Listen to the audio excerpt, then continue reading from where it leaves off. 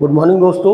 देखिए यहाँ short trick math की बता रहा हूँ मैं। ठीक है, जो टीईटी पीजीटी के लिए मोस्ट इम्पॉर्टेंट है। क्लियर। और देखिए टीजीटी का एग्ज़ाम जो आपका मई माह में होने वाला था वो अब पोस्टपोन्ड हो गया है। अब डेट आएगी तो आपको इन्फॉर्मेशन दूंगा मैं। क्लियर। और टीजीटी के बारे में मैंने बताया था कि आपके टीजीटी में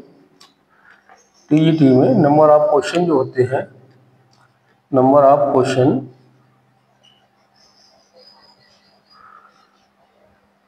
125। क्लियर। और टाइम आपको जो मिलता है उसमें 120 मिनट का मिलता है। ठीक, मतलब 2 घंटे का मतलब 120 मिनट। क्लियर। मतलब एक क्वेश्चन को आपको 1 मिनट से पहले करना होता है, तभी आपका इसमें सिलेक्शन होगा। क्लियर। और टीईटी में सिलेबस आता है आपका वो 10th का और प्लस 12th का आता है 70%। ठीक है। और जो ग्रेजुएशन का होता है मतलब बीएससी का वो होता है 30%। क्लियर। ये क्राइटेरिया है आपका। अगर इसमें आप number of question 100 plus question करते हैं, 100 प्लस क्वेश्चन करते हैं तब आपका इसमें सिलेक्शन हो जाता है। क्लियर। 100 प्लस में सिलेक्शन हो जाएगा आपका कंफर्म। और कोई इंटरव्यू नहीं है इसके अंदर, नो इंटरव्यू, कोई इंटरव्यू नहीं है, नो इंटरव्यू। क्लियर। और इसी तरीके से पीजीटी की अगर मैं बात करूं, है ना, पीजीटी की, तो पीजीटी में नंबर ऑफ क्वेश्चन यही होते हैं 125, टाइम भी 120 मिनट का मिलता है। लेकिन एक क्राइटेरिया चेंज हो जाता है, जो आपका 10th का होगा, 10th प्लस 12th वो आता है आपका 30%। और बीएससी प्लस एमएससी इसका आता है 70%। लेकिन इसमें सिलेक्शन का क्राइटेरिया होता है, इंटरव्यू भी है इसके अंदर, है ना, इसमें आपका इंटरव्यू है। और कितने क्वेश्चन करेंगे तब सिलेक्शन होगा, 110 प्लस क्वेश्चन करेंगे तब इसमें आपका सिलेक्शन होगा। क्लियर। तो इसी तरीके से देखिए हमारा जो क्वेश्चन है, जो भी क्वेश्चन मैंने करा रखे हैं इससे पहले टीईटी पीजीटी के लिए, सारे क्वेश्चन आए हुए क्वेश्चन है और सबकी मैंने शॉर्ट ट्रिक बताई है कि 1 मिनट से क्वेश्चन, 1 मिनट से पहले क्वेश्चन को हम कैसे करेंगे। क्लियर। तो इस तरीके से देखिए क्वेश्चन यहाँ पे है, if the sum of 2 unit vector is a unit vector, मतलब 2 यूनिट वेक्टरों का सम भी यूनिट वेक्टर है, then the angle between them, तो इसका एंगल कितना होगा, π/6, π/3 या 2π/3। देखिए इसका सॉल्यूशन करता हूं मैं, है ना। 2 एंगलों का सम, इसका एंगल यूनिट वेक्टर के इक्वल है ना। तो यूनिट वेक्टर हो गया ये, है ना, ये किसके इक्वल है, बी प्लस सी के इक्वल है। ये है आपका, दोनों ही वेक्टर क्वांटिटी है आपकी। क्लियर। देखा है। तो वेक्टर का सिंबल लगा लीजिए, ज्यादा अच्छा है। ये वेक्टर हो गया, है ना, यूनिट वेक्टर। ये ए यूनिट वेक्टर इक्वल है बी प्लस सी के। लिखा है if the sum of 2 unit vector, मतलब बी और सी का सम किसके इक्वल है, एक यूनिट वेक्टर के इक्वल है, मतलब एक ही इक्वल है। तो एंगल निकालना है, स्क्वायरिंग कर देंगे दोनों तरफ, है ना, squaring both side, squaring both side. Clear. Squaring करेंगे तो ये हो जाएगा ए का स्क्वायर, ये हो जाएगा बी प्लस सी का होल स्क्वायर। तो बी प्लस सी का होल स्क्वायर अगर हम ओपन करेंगे, इसको हम इस तरीके से लिखते हैं, देखिए बी प्लस सी डॉट बी प्लस सी, ये तरीका है लिखने का। ठीक है। बाकी स्क्वायर ओपन करेंगे तो आएगा भाई, देखिए ये हो जाएगा बी इंटू बी, क्या हो जाएगा, बी स्क्वायर, है ना। और सी इंटू सी, पहले करा देता हूँ, बी की बी से कराइए, बी स्क्वायर हो गया, बी की सी से कराएंगे तो बी डॉट सी होगा, बी वेक्टर डॉट सी वेक्टर, प्लस सी की बी से कराएंगे तो C vector dot B vector. ठीक।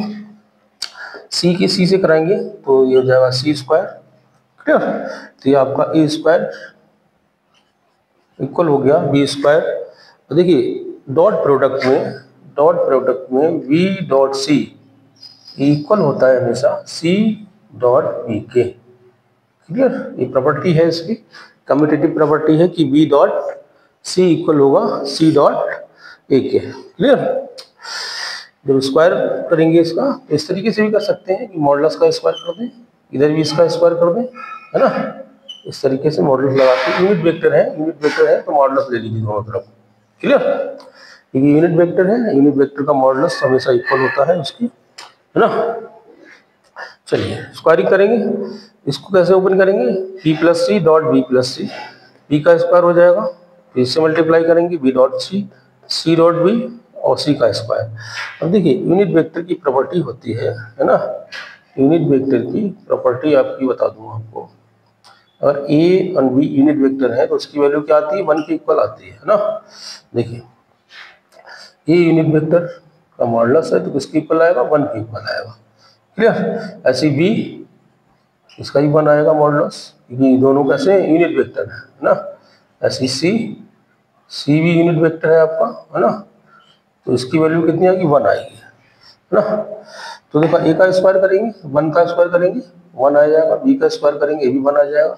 अब b dot C dot a लिखेंगे तो हो जाएगा 2v डॉट सी, क्योंकि दोनों आपस में इक्वल है, और सी का स्क्वायर कितना हो जाएगा, 1 हो जाएगा। ठीक, तो 1 प्लस 1 2 हो जाएगा, तो 2 प्लस 2 इंटू, देखिए बी डॉट सी ये फार्मूला होता है ना, b dot c, b vector dot सी वेक्टर, ये होगा modulus of b modulus of c और कॉस थीटा। ठीक है, ये फार्मूला पढ़ा होगा आपने कॉस थीटा का, मतलब ए डॉट बी या बी डॉट सी है तो modulus of b modulus of c equal into cos theta. तो इसकी जगह पे हम लिख लेंगे modulus of b modulus of c into cos theta. ठीक है, चलिए इसकी वैल्यू देखिए, मॉडुलस बी और सी की वैल्यू कितनी है, 1 है ना, तो 2 हो जाएगा ये, और प्लस का 2 इंटू 1 इंटू कॉस थीटा, किसके इक्वल है, 1 के इक्वल है। चलिए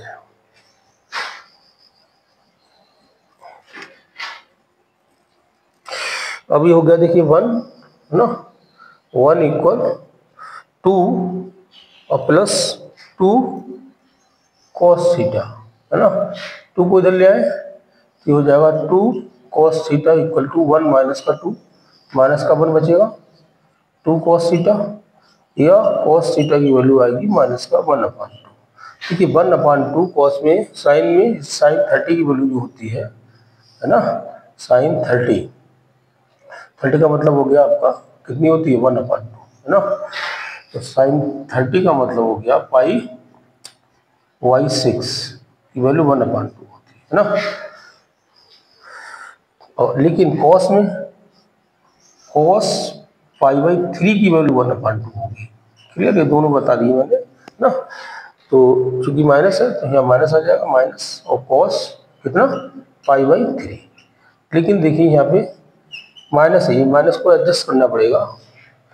ठीक है, माइनस को एडजस्ट कैसे करेंगे, देखिए cos पाई माइनस π/3 है ना।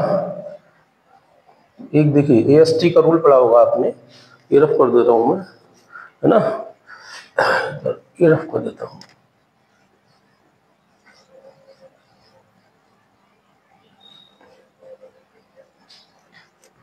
देखिए ये होता था ऐड शुगर टू कॉफी, है ना, AST है ना, ASTC है ना।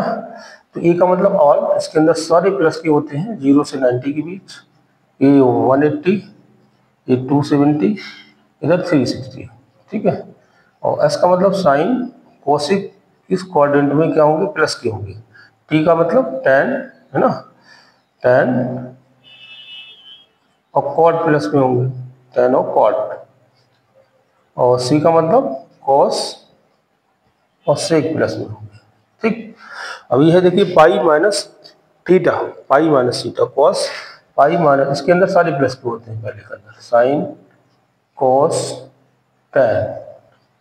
ठीक है, इसके अपोजिट भी कॉसिक, है ना, कॉसिक सेक और कॉट, ये सारे प्लस के होते हैं फर्स्ट क्वाड्रेंट पे। ठीक है, अभी यहाँ पे पाई माइनस थीटा है।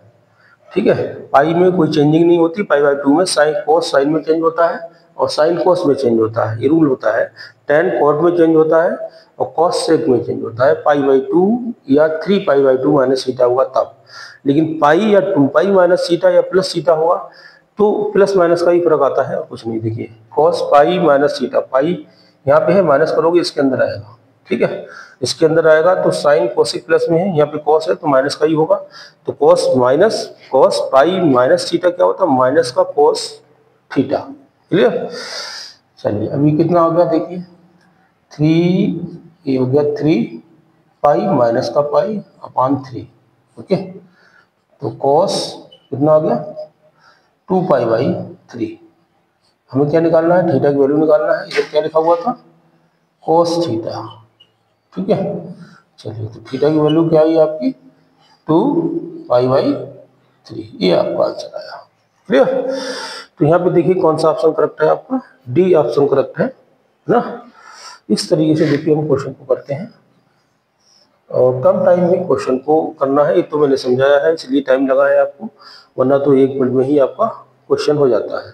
क्लियर। तो हमारे चैनल को लाइक करें, सब्सक्राइब करें, शेयर करें और कोई प्रॉब्लम है तो उसको कमेंट में सेंड कर दीजिए, मैं वीडियो बना के अपलोड कर दूंगा। Okay, thank you, have a nice day.